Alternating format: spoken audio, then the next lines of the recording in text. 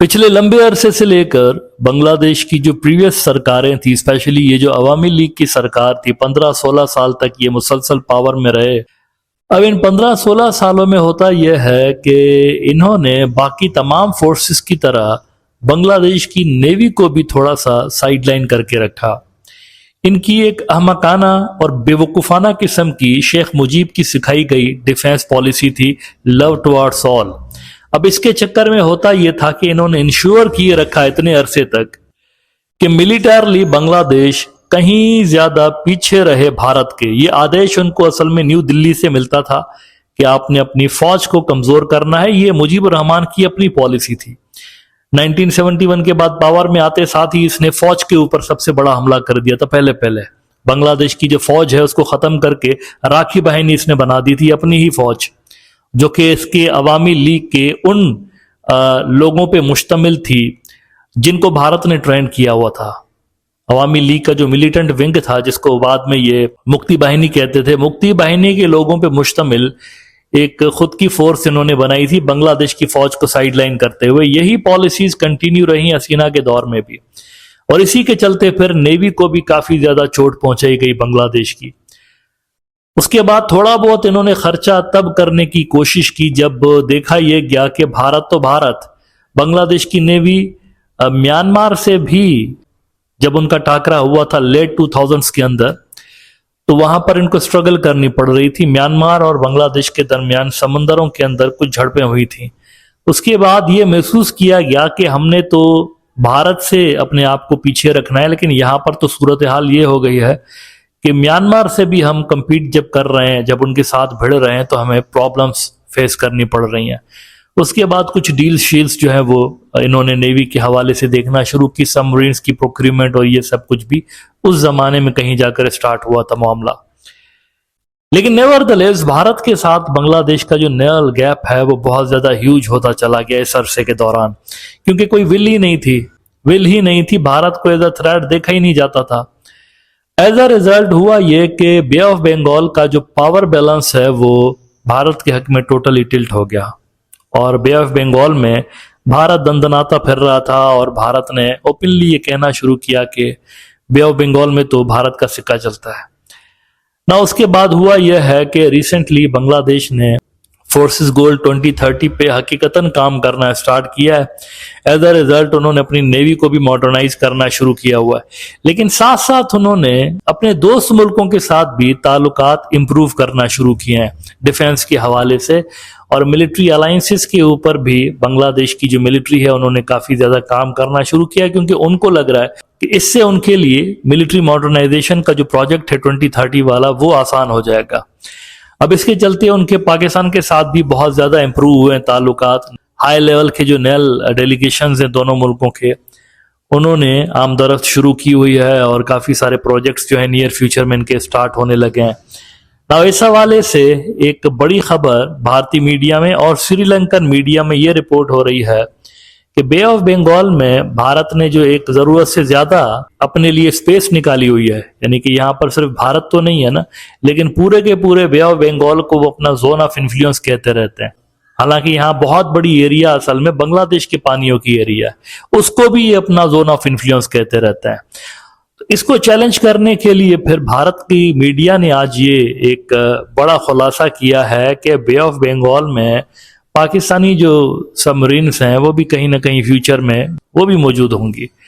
अब ये deepening alliances को जाहिर कर रहा है, पाकिस्तान और बांग्लादेश की नेवीज के दरमियान जो एक गहरा अलायंस है उसको जाहिर कर रहा है। चाइनीज जो सबमरीन्स हैं वो ऑलरेडी यहाँ पर आते जाते देखी गई हैं, उनकी यहाँ पर जो प्रेजेंस है वो महसूस की गई है। लेकिन अब भारतीय मीडिया कह रहा है कि पाकिस्तानी जो सबमरीन्स हैं वो भी यहाँ पर मौजूद रहेंगी, और ये दोनों जो कंट्रीज हैं बांग्लादेश के डिफेंस के हवाले से सबसे बड़े पार्टनर्स हैं। इंडिया टुडे ने रिपोर्ट किया है आज, Pakistan plans to deploy submarines in Bay of Bengal, a first since 1971 bloody knows.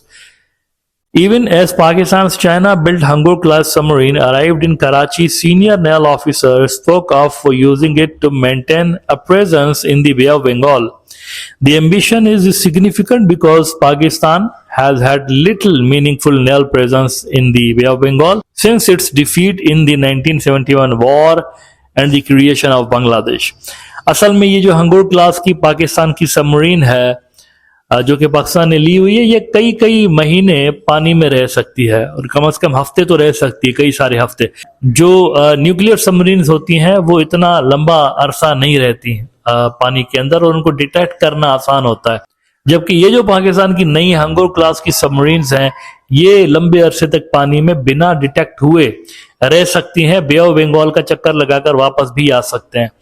तो इसका मतलब यह है कि बे ऑफ बंगाल का पावर जो कि भारत के फेवर में टिल्टेड महसूस किया जाता था, समझा जाता था, अब इक्वेशन यहां पर चेंज हो रही है। अच्छा, इसके अलावा पाकिस्तान की जो पहली मर्तबा ऐसा हुआ गुज़िश्ता साल के पाकिस्तान के जो वॉरशिप हैं 1971 के बाद फर्स्ट टाइम देखा गया कि उन्होंने बांग्लादेश में डॉक किया था, पहली बार ऐसा हुआ। इससे पहले कभी भी ऐसा नहीं हुआ 1971 से लेकर कि कभी किसी पाकिस्तानी वॉरशिप को डॉक होने की इजाजत वहां पर दी गई हो बांग्लादेश की जानिब से।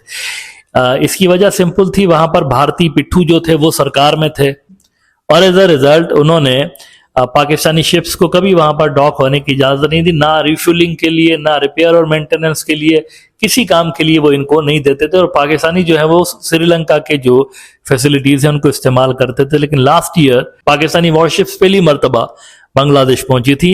इंडिया टुडे ने इसी रिपोर्ट में लिखा है कि Pakistan worship docked in Bangladesh in November 2025, first since 1971. Clearly, the recent flurry of diplomatic, military, commercial and cultural engagement and exchanges points to a tectonic shift in relations between Pakistan and Bangladesh. This also raises the possibility of Pakistani naval assets operating frequently in the eastern Indian Ocean. This naturally raises questions if the warming tides could eventually facilitate greater Pakistani naval visibility in waters where it has historically had limited presence. अब ये जो भारतीय media के अंदर reports हैं, असल में ये रिपोर्ट्स बेस करती हैं श्रीलंका के एक न्यूज आउटलेट की रिपोर्ट के ऊपर।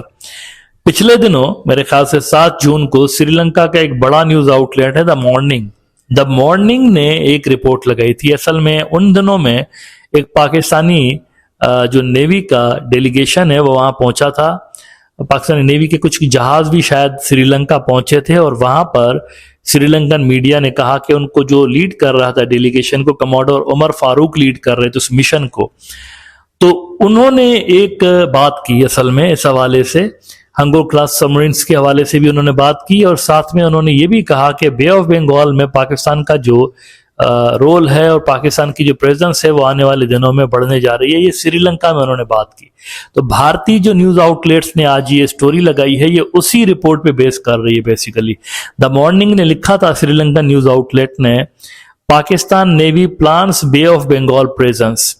इसमें वो कहते हैं कि commander Umar Farooq, mission commander of the flotilla which was escorting the PNS Angkor to home port, addressing a gathering of Sri Lankan officials and diplomats aboard the Pakistani frigate PNS Timur at the Colombo port, said the induction of the new technologically advanced submarine would give Pakistan the reach to maintain a presence in the Bay of Bengal.